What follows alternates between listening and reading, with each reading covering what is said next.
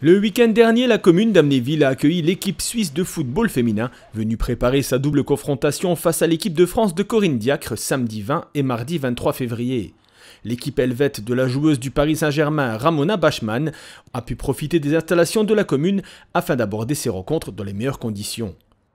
Aujourd'hui, nous, on a de très bonnes relations donc, avec le district mosellan, avec la Fédération française de football. Et aujourd'hui, dû aux installations de qualité qu'on a, l'équipe de France était logée donc, à la Citadelle et devait s'entraîner sur le site de Frascati.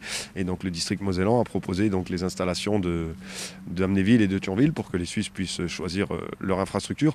En plus, elles sont logées donc, au Golden Tulip. Et quand les dirigeants de la Fédération française sont venus pour regarder nos installations, effectivement, ils ont tout de suite dit bingo, on va venir s'entraîner à Amnéville.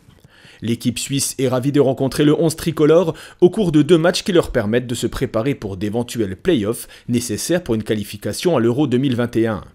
En fait, au début, on est venu pour participer au tournoi de France, mais malheureusement, ce n'est pas possible. 2 équipes ont quitté le tournoi, mais tant mieux, on est très heureux d'affronter la France ici. Puis maintenant, on doit attendre juste à mardi soir, ou bien non, mercredi soir, parce que là, il y a les dernières rencontres qui seront disputées et qui seront décisives pour la qualification.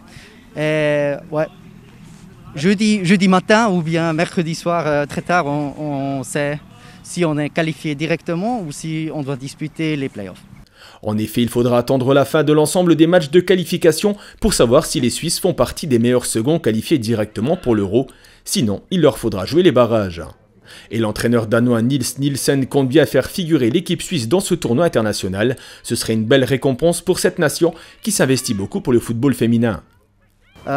Oui, ça évolue beaucoup aussi en Suisse. On a eu le développement, même en 2020, une année qui était très difficile à cause de Corona et puis aussi à cause des effets et des restrictions. Mais quand même, on a réussi de développer le foot féminin en Suisse. On a trouvé des sponsors, ou bien un sponsor principal pour la Ligue.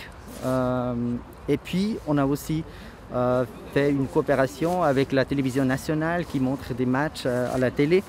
Et puis là, au niveau professionnel, au niveau marketing, au niveau média, ça progresse. Et puis, on espère vraiment qu'aussi au niveau professionnel et puis dans la structure chez les clubs, qu'il y aura une progression aussi. Et puis aussi une évolution, disons.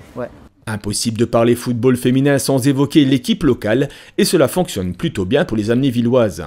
Ouais, aujourd'hui, il y a une section féminine à Amnéville qui a été créée donc, il y a 5 ans par le biais de Loïc Hoffman. Aujourd'hui, il y a Adeline Janella donc, qui est devenue présidente de la section féminine du CSOA. Aujourd'hui, elles sont en passe de jouer la montée avant l'arrêt des championnats. Je crois qu'elles sont 2e à l'heure actuelle. Elles ont un super projet. Il y a une centaine de licenciés et une vingtaine de dirigeants au niveau de cette section féminine. Et aujourd'hui, je les encourage et la municipalité soutient vraiment leur projet, qui est vraiment un beau projet et qui a un bel avenir au niveau du foot féminin à Amnéville. La séance s'est terminée par un échange de présents entre la délégation suisse et la municipalité, représentée par son maire Éric Munier et Arnaud Zimanski, adjoint au sport.